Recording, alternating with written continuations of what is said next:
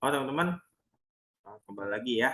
Kita akan melanjutkan langkah selanjutnya setelah kita menentukan tujuan kita, tujuan pendidikan untuk anak kita ya.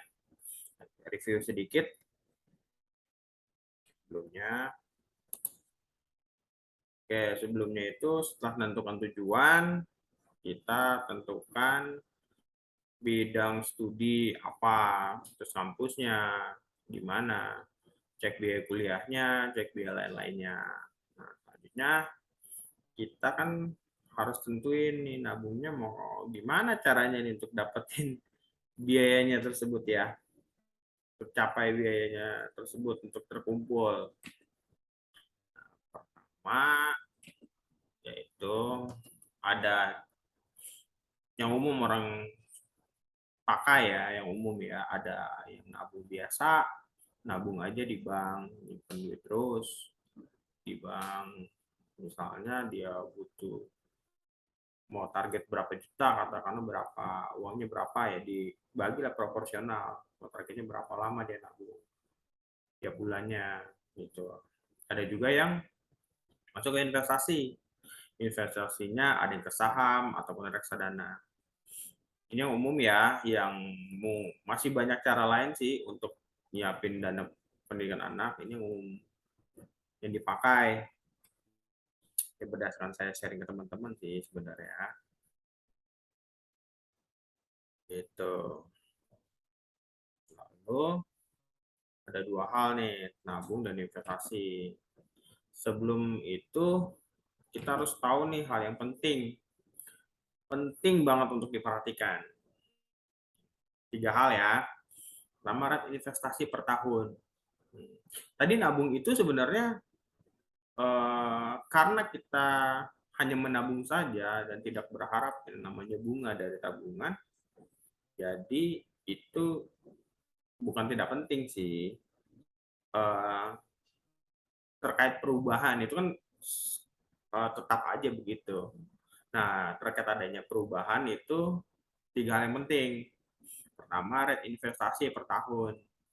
Nah, teman-teman bisa tanya ke konsultan investasi ya. Konsultan investasi, teman-teman bisa tanya ada tuh ke mereka. Kira-kira investasi yang cocok dengan karakter teman-teman apa? Gitu. Dengan cara menabung teman-teman, cara investasinya ya yang cocok apa? Teman-teman bisa tanya aja.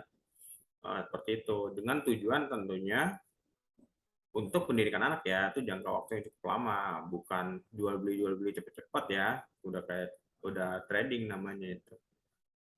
Tapi ini masuk ke investasi gitu ya.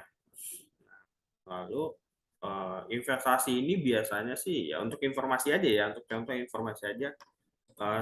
Saya tuh suka cek aja kadang-kadang lihat di Infovesta ya. Infovesta. Nah, di Infovesta. Kadang-kadang saya suka lihat juga di sini data informasi di data. Di sini ada reksadana,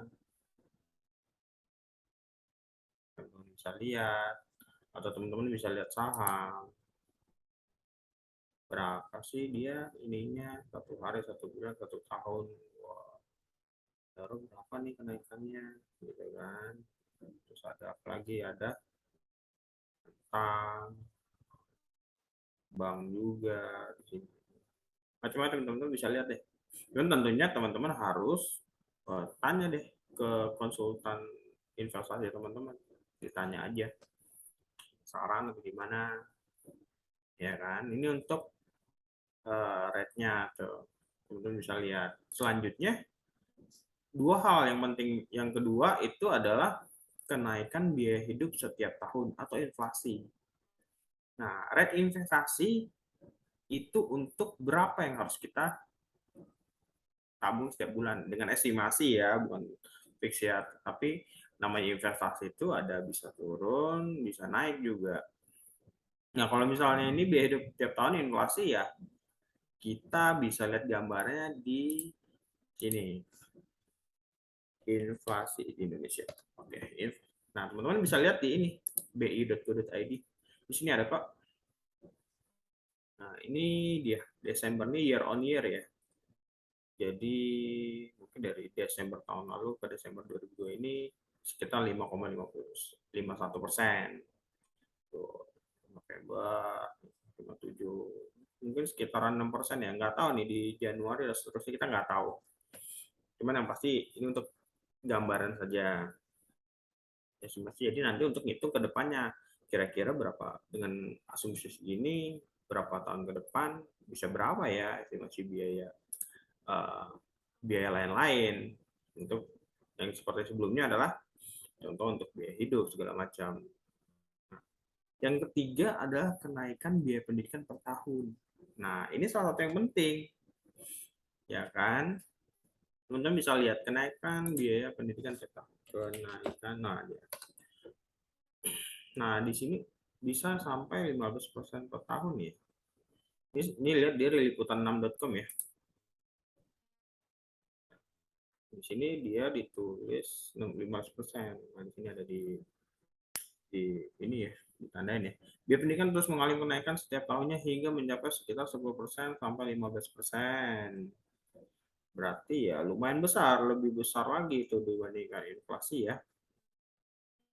Nah, ini udah ada 3 penting nih. Tapi ya kembali lagi, bisa lihat di berita atau teman-teman bisa lihat histori dari eh, kampus tersebut. Misalnya 2 tahun lalu, 1 tahun lalu, dan dibuat aja nih, dicek aja tahun sebelum tahun-tahun sebelumnya berapa. Teman-teman bisa lihat itu perkembangannya berapa persen tiap tahun.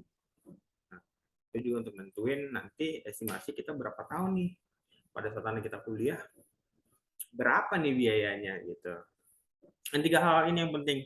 Teman-teman coba cari info juga untuk 3 hal ini ya. Untuk nanti selanjutnya saya akan share video setelah ini. Setelah teman-teman dapetin ini, nanti lanjut ke step selanjutnya. Jangan lupa cek rate investasi, konsultasi sama konsultan investasi teman-teman, bisa tanya-tanya, lalu cek kenaikan biaya hidup setiap tahun. Nah, teman-teman bisa cek di itu ya, website BI ya, atau konsultasi juga sih, tetap aja tanya. Yang ketiga ada cek kenaikan biaya pendidikan per tahun. Teman-teman bisa lihat ada data statistik atau apa. Lalu bisa cek juga, tanya ke kampus tersebut rata-rata kenaikan biaya per tahunnya berapa gitu. 3 hal ini ya. Oke, sampai jumpa. Jangan lupa di subscribe untuk video YouTube-nya.